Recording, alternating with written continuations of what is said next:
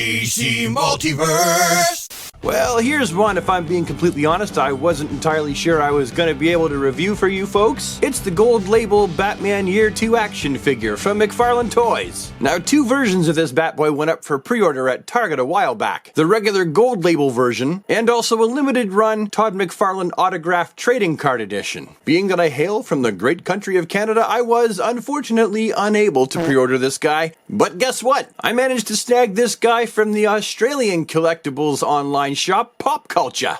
Yay for me! Now here's the box art for this deluxe figure, and you'll notice that the box on mine's just a little bit wonky. So you can see that the top left there, the cardboard's all weird and bent. That's because mine showed up wet. Either way, you can tell from the rest of the box art that it really didn't damage it too bad. So the fantastic piece of artwork on the back has been preserved. And look, these are other figures that you can get in the series too. And all out of the package, here is what we got. Batman with his gigantic statuesque plastic cape, the action figure base with the inserted cross and gravestone, the unautographed Batman trading card with the bio on the back, which you can pause to read if you'd like to, a ginormous blue batarang, Batman's two arms, which you can't install until you take off the hard plastic cape, and then two more extra hands, as well as an interchangeable cloth goods cape. So there's a whole lot going on there. Now before we go any further,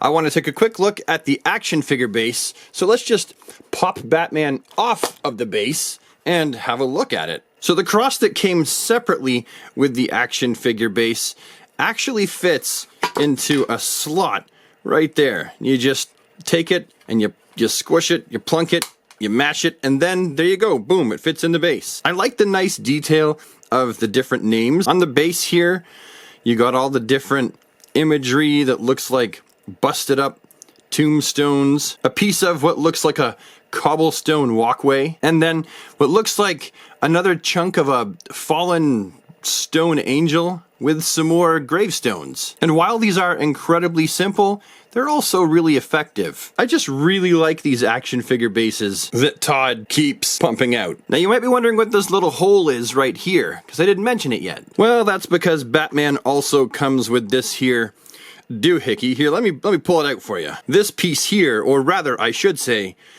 these pieces, okay, it won't come out. I've already put it in here. It came as two separate pieces that you then mash together, and this is how the figure stands, right here. This fits into the base. And you then feed it inside of the cape like that, and it is what keeps Batman standing. It also makes a good chin-up bar for smaller figures.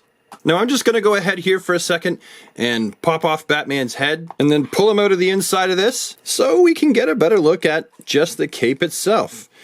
This thing is huge and quite stiff. It's quite hard. Anyone thinking that you can kind of open this cape up, you can't, because you'll see right here it's actually stuck together, and it actually is in a few places on the inside. You can see these seams right here along the side where they've attached it here. So this initially would have been 1, 2, 3 pieces. And it is kind of nice that you've got some shading there to bring out the textures. And not all are textured. Like this panel right here is textured, and then this one here is smooth. And then this one here is textured. It seems like almost every other one has texture and then doesn't. I mean, not quite, but I feel like that definitely adds to the overall appearance of this gigantic statuesque cape. Here's the neck hole that we stick Batman's head through, so let's go ahead and pop it back through for a second. We just want to shove him right up there, pop his head up, you then pop Batman's head on there, and now he's ready to look all thoughtful and dark and brooding in his ginormous flowy cape. Anywho, now let's pop him out of there again and stick the arms on. Pretty simple. You can see the little hole on the inside there. You got the round dumbbell here, and you just pop it in the hole like that. Oh, that's nice and tight. That means his arm's not going to fall off anytime soon. And then we pop the other one on like that. Hey, where's me head? Where's me head? And then the cloth goods cape has these two nubblies in the back, and you can see the body has these two holes, and we just put them together. Insert, squish down, and then we pop the head on like that, and ta-da! we have Batman in a cloth goods cape. Like so. Now, I know for a lot of you, this was the Batman figure you were waiting for Todd McFarlane to make. All light blue, light gray, capsule belt, yellow oval bat, long horns, very, very Todd McFarlane, Jim Aparo, Neil Adams kind of style classic 70s, 80s Batman. And I think for the most part, Todd's done a pretty darn good job of creating this classic look.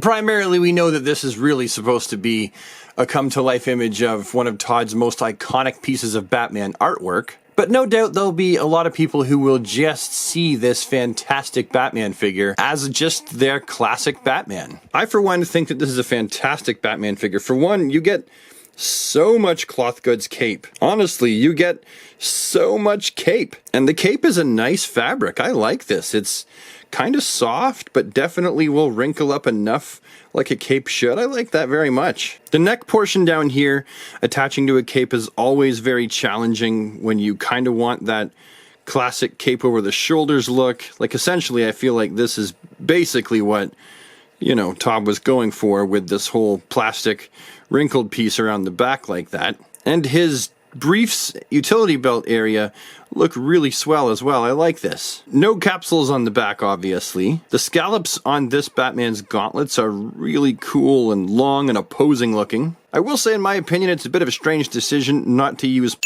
for this particular elbow joint. Just reusing the gray ones is, it kind of looks weird. And Batman's boots don't actually have the spike up top. You know how they're supposed to go up into a point? Wait, did Todd illustrate his Batman with the point at the top of the boots or without? That's what I thought. Batman's symbol? Mine could actually be painted a little bit better, but it's not entirely terrible, and I do like the fact that it's a separate sculpted piece. And the head sculpt for this Batman is just fantastic and classic looking.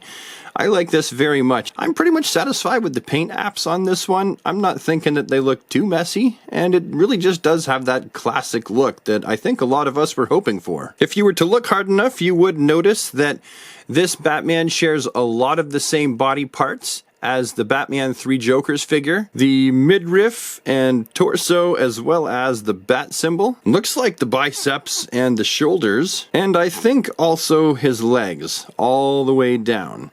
I feel like they stopped sharing parts, obviously, at the boots. Oh, and Batman also does come with these two interchangeable hands, which are also exactly the same. And you can tell because they've got the sculpting on the knuckles and on the top of the fist. Now, before we get onto that articulation, let's look at him in comparison to a few other Batman figures. You can see currently I've got him wedged in between the DC Essentials Nightfall Batman and also a previous McFarlane Toys Batman figure with a different head sculpt that utilizes the Detective Comics 1000 body. And then next we have him between two more custom figures, but the scale will tell the tale that needs to. A DC Universe Classic scale on the left and a NECA Batman on the right. And then next we have him between the one and only classic Superpowers Batman, and on the other side, it's the body scale for the old 2002 Batman action figure line. But now enough about that. What is the posability of this figure like? Well, first, I'm gonna pop his head off and take off the cloth goods cape, and then we're going to test the articulation without the cape in the way so that we can see everything and there's no gigantic curtain of blue fabric getting in the way. So as we can clearly see, the head is obviously on a ball peg and it goes way down, way all around. The thing is, it does look kind of strange when he's looking straight on when he's not wearing the cape, because you can see that, well, that's just the way it fits. And then also for the arms attached to the shoulders here, we've got that rounded piece on the inside that approximates what you would think of as a butterfly. You've also got the rounded hinge right there in the arms that actually has a really good range of motion, full 360 bicep swivels, and then really good double jointed elbows. The torso is on that rounded ball joint, and as usual, just like with the previous Batman, there's like nothing as far as being able to crouch down, to crouch over. All of the articulation is in primarily the roundy round motion, and also some of the bibbly bobble motion, but it's really not super articulated. And then you've got the waist as well that has the same kind of articulation point, 360 rounded ball joint. And that's where most of his torso movement is going to come from, the waist. Anything else up here, you're going to use that for basically that kind of stuff. Then down here, oh, I forgot to mention his wrists. I mean, you can see it, right? It's a rounded hinge. Yeah, I don't really need to go into that. And then you've got down here the typical McFarlane groin. And how well does this one move? Quite well, actually. Those rubber briefs get out of the way nicely. There's actually quite a bit of roundy round motion here at the top of the leg. And then the knees are, as you can see, double jointed and exactly, oh, that's tight. How much do they crunch up? As much as they need to, just like that. He's not even a flying figure, and you can get him in a flight pose or in a crouching kneelie pose. You have nothing here at the top of the boot, and then a rounded hinge right here with a piece of toe articulation. So this Batman figure is very highly articulated, except for when it comes to the torso. There could definitely be more there.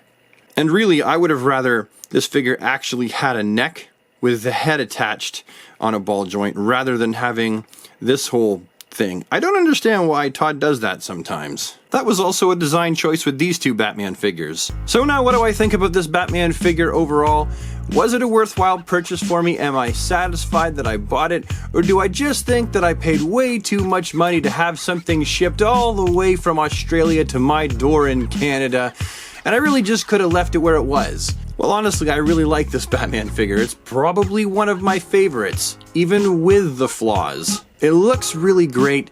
I'm likely not going to pose mine in the statuesque cape. Mine is most likely either going to become part of a Justice League display or just become part of my McFarlane action figure display. I think that he looks pretty much like Todd's art / a very classic looking Batman, even though, yes, he is actually missing the spikes at the top of his boot there. That's supposed to go up into a point. And he does look pretty good alongside a bunch of other characters to approximate some kind of a Justice League of other 7-inch scale figures. So yeah, I definitely think it was worthwhile for me. If you could find this guy online for not an arm and a leg price, then I say go for it. He's gonna be one of the figures that McFarlane puts out that I know a lot of classic Batman fans are probably not gonna wanna miss. Anyway, super friends, that's my story and I'm sticking to it. Hopefully you enjoyed this video, found it an interesting, useful waste of time for the day. If you did, it would really help me out if you dropped a like on the video, possibly shared it with your friends. And I know you're going to have your own ideas and opinions as well about this figure, so feel free to leave them down in the comments section and have yourself a super awesome DC day. Take care, everybody.